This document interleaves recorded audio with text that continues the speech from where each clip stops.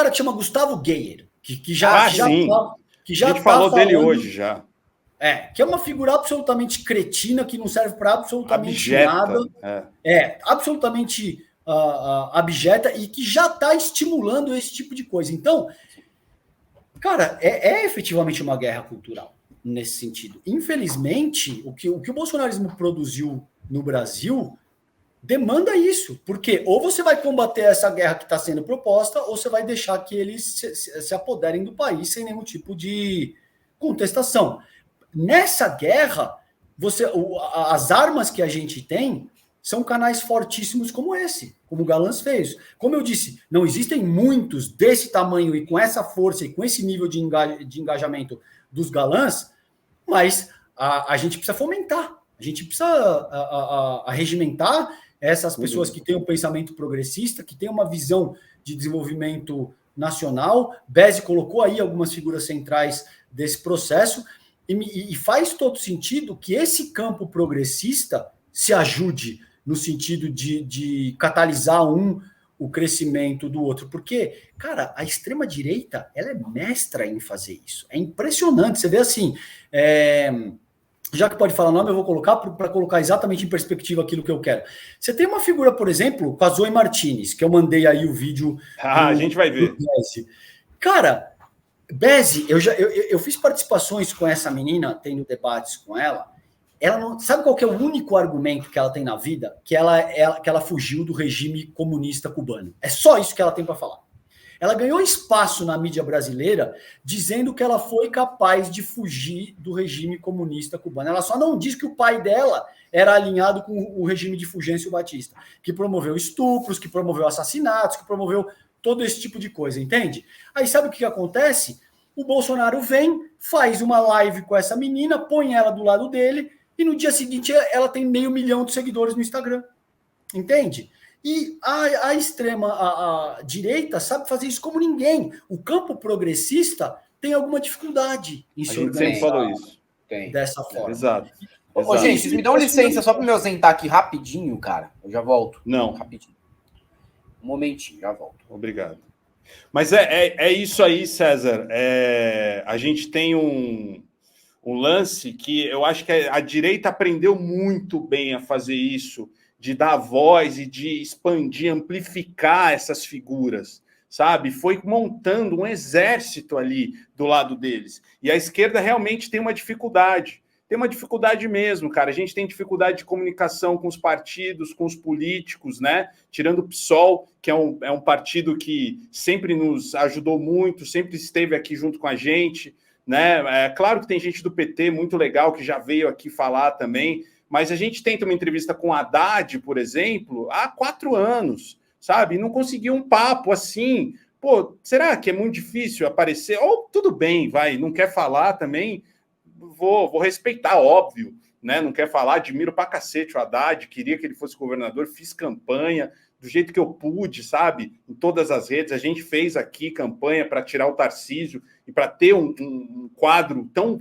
bom, tão foda como a Haddad aqui em São Paulo, não deu, mas a gente tem essa dificuldade mesmo, e eles souberam orquestrar isso e fazer de um jeito muito organizado, cara, e que vem dos Estados Unidos, vem ali da extrema-direita, e uma outra coisa, César, eles têm muita grana, mano, eles têm muita grana de empresários, de gente de fora, né, que a gente não tem.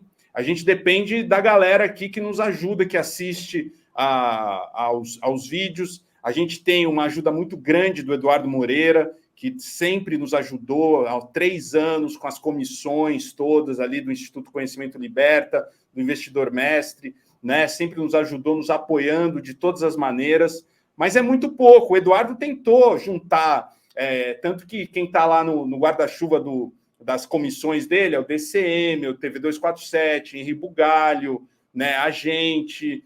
vários outros canais, TV Democracia e tal, uma forma de tentar fomentar isso, mas a gente precisava de mais, né? A gente precisava mais e mais de um apoio também. É claro que tá bom, a gente faz do nosso jeito e também não vou ficar pedindo favor a todo momento, né? Implorando.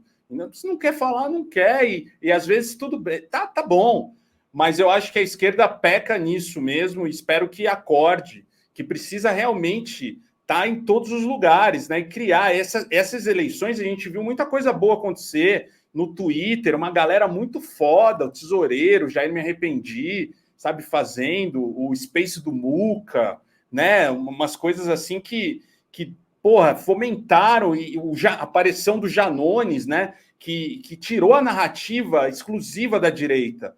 Né, ajudou muito, porque eles tinham a máquina, eles tentaram acabar com essa eleição até o último momento, né? E não conseguiram. Agora, como é que você acha que dá para fazer isso, César? É mais coisa dos partidos, é mais coisa da gente se organizar melhor, ter um sindicato, se unir mais, tentar trazer mais gente para o nosso lado? Eu acho que são todas essas coisas, Bezi, que você colocou. Eu acho que precisam partir. A gente precisa de figuras que façam esse meio de campo, essa interlocução entre a política institucional e os principais veículos, sobretudo de comunicação digitais, que são tão importantes nesse sentido. Por exemplo, eu vou falar com o Haddad, a gente vai fazer essa live aqui. Eu vou falar com ele, eu tenho quase certeza que agora, esfriando esse período, o Haddad é um baita cara, eu já fiz várias lives com ele no meu Instagram, tá lá gravado, a gente já teve várias conversas em diferentes fóruns, e nessa época pré-eleição estava muito difícil por motivos óbvios, né? Mas, por exemplo, a gente já fez com o Boulos aqui no canal, a gente vai fazer com essas grandes lideranças de esquerda, e tudo isso é absolutamente fundamental, sobretudo, Bezi, por quê? Porque a extrema-direita conta com artifícios que a gente não tem, se você está no campo progressista. Quais são eles? Se você está na extrema-direita, você pode usar o ódio, você pode usar os elitismos históricos e culturais, você pode fomentar a misoginia, a homofobia. Tem uma série de coisas que estão presentes na constituição histórica e cultural do ser humano e que podem ser usadas pela extrema-direita e, portanto, dão mais aderência a esse tipo de coisa. Você pode usar símbolos e signos religiosos, tem tudo isso. Então você pode dizer, é porque Deus quer Deus, pátria e família. Se você está no campo progressista, você precisa usar, invariavelmente, categorias científicas. Você precisa trabalhar com economia política, você precisa trabalhar com dinâmicas constitucionais, você precisa trabalhar com propriedades que te permitam fomentar o pensamento crítico. Você não pode, se você tem objetivos progressistas, você não pode falar de Deus e religião. É muito difícil isso. Entende? Ainda Sim. que você possa eventualmente explorar aspectos em espiritualidade, esse tipo de coisa. Então, tem toda uma dimensão do funcionamento humano nesse que não é natural, não é isso que eu estou te dizendo, que ele é histórico e culturalmente constituído, mas a forma como a gente está constituído nesse começo do século XXI favorece a proposta da extrema-direita. Então, a gente já sai atrás aí, bota tudo isso que você falou, um monte de grana, os caras vêm com um caminhão de dinheiro, ingerência estrangeira e tal, e isso vem tornando o jogo desigual até. Desigual, né? Mas agora, como eu vejo, a partir da eleição do Lula, o Lula é a força política mais densa da América Latina e uma das principais forças políticas do mundo hoje em dia. E com a consolidação de grandes canais, como o Galãs Feios, porque aí já não é a questão de que tem um veículozinho progressista. Não, o Galãs já se tornou uma mídia extremamente forte, capaz de pautar a vida sociopolítica nacional. O que a gente precisa fazer é fomentar o desenvolvimento de outros Galãs Feios.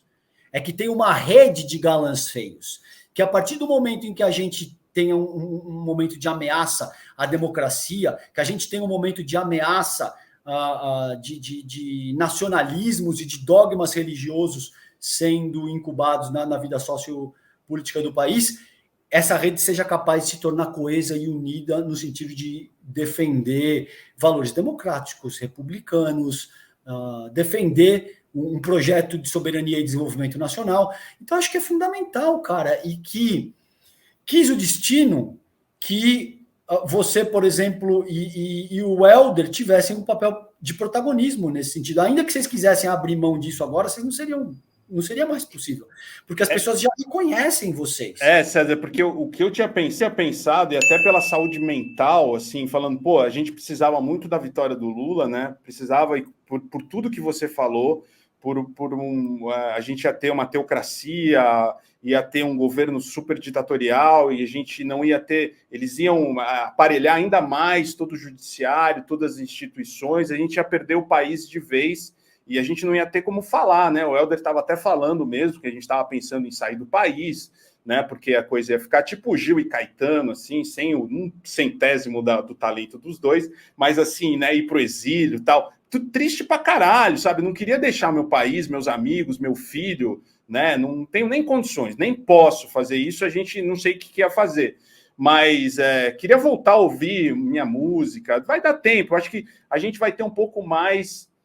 Não sei se a gente vai ter um pouco mais de sossego, cara, realmente, porque eu acho que agora vem o momento da gente não perder essa fase agora que a gente vai passar do Lula. A gente não pode perder novamente isso. E não é tão difícil perder. Você vê o que acontece nos Estados Unidos com o Biden, né? A extrema-direita está lá de outros, são os corvos ali, e a qualquer momento, tanto no parlamento como até uma possível reeleição do Trump, pode acontecer, né? Então a gente tem que estar muito atento a tudo isso. Queria descansar, o Helder também, queria dar um tempo, mas o que se desenha por tudo que a gente imagina que vai acontecer, né, no ano que vem, já nesses 2 meses aí de transição, que não vai ser uma transição normal, como em qualquer outro governo. Né? O que você espera desses 2 meses aí, César? Eu espero esse nível de... Primeiro, eu concordo com tudo que você está dizendo, que, como eu disse, quis o destino que vocês tivessem essa atribuição. Vai ser difícil vocês descansarem, cara. Ao longo dos próximos 4 anos aí, a gente vai precisar efetivamente da participação muito incisiva, porque hoje vocês já são reconhecidos nessa posição de liderança no campo democrático e vai ser muito difícil. Agora, com relação a isso, cara, eu acho que deve ter ao longo da próxima semana a agudização desse tipo de coisa que a gente está vendo aí, Bezi. Esse tipo de caminhoneiro fechando a estrada, deputado bolsonarista dizendo que demanda intervenção militar, algumas alas do bolsonarismo devem tentar falar que a eleição foi fraudada, por isso e por aquilo. Seguramente o Bolsonaro não vai organizar nenhum processo legítimo de transição de governo, o que seria minimamente desejável e esperado de uma figura que fosse um estadista. A gente sabe que ele não é um estadista, ele não é um democrata, ele não tem valores republicanos, ele atua como um déspota personalista que tem um projeto individual de poder e vê na sua própria figura toda a expressão da sua legitimidade. Então, me parece que a gente vai ter 2 meses aí conturbados. Isso seria o bastante para caracterizar uma guerra civil. Por exemplo, eu fiz uma participação há uns 2 meses, 3 meses com o Helder, aqui no Galance, em que ele tirou um trecho do Ciro Gomes, dizendo que se o Lula vencesse, o país acordaria em guerra civil. E não é o caso. Eu disse naquela ocasião, não, seguramente haverá distúrbios, haverá esse tipo de coisa que a gente está vendo aí, os caminhoneiros travando estrada, as pessoas reclamando, muita gente chorando, algum nível de violência e agressão que pode até, em última análise, resultar em mortes. Então isso tem que ser levado muito a sério e tomar muito cuidado, mas não acredito que caracterize algo da dimensão do que seria uma guerra civil. Como eu vejo isso está se materializando, você tem tudo isso que a gente achou que poderia lembrar algum nível de animosidade e invasão no Capitólio, no dia 6 de janeiro de 21, por exemplo, mas nada que caracterize uma guerra civil, que era o que o Ciro Gomes estava tentando vender como problema para se apresentar imediatamente enquanto solução. Agora, esses próximos 2 meses devem ser duros, Bezi. Então, acho que cabe a gente curtir o processo de catarse, cabe celebrar o que a gente tiver que celebrar ao longo dessa semana e muito prontamente voltar para os postos de combate, no sentido agora de pacificar o país, de começar um processo de reconstrução e, principalmente, a meu ver, de alertar o campo progressista e tornar o campo progressista acerca da urgência de enfrentar essas três principais ideologias, o nacionalismo cristão, o anticomunismo e o ultraliberalismo na seara econômica. Isso é absolutamente fundamental que a gente comece, a partir do momento que é justo, é necessário esse descanso, essa celebração de alguns dias, de uma semana, que seja de 2 semanas, mas no momento zero é fundamental que a gente já comece a organizar as trincheiras para continuar esse enfrentamento, porque como você colocou de uma forma muito pertinente, o Biden também ganhou e agora já está numa situação delicadíssima 1 ano e meio, 2 anos depois. Então a gente não pode perder essa janela de oportunidade que a vitória do Lula nos oferece para combater o nazifascismo brasileiro da forma mais agressiva e competente que a gente puder, cara. É isso, a gente ganhou um fôlego, né, nessa luta, né? Essa vitória do Lula nos dá um fôlego e nos dá esperança e nos traz força. É a força que a gente precisa ter para combater o nazifascismo mesmo. O discurso do Lula ontem na Paulista foi muito de chamar, assim, né, a todos ali a essa luta que continua, né? É necessária uma pacificação, mas eles vão querer uma pacificação? Não vão querer uma pacificação. Agora, eles vão dobrar a aposta, né?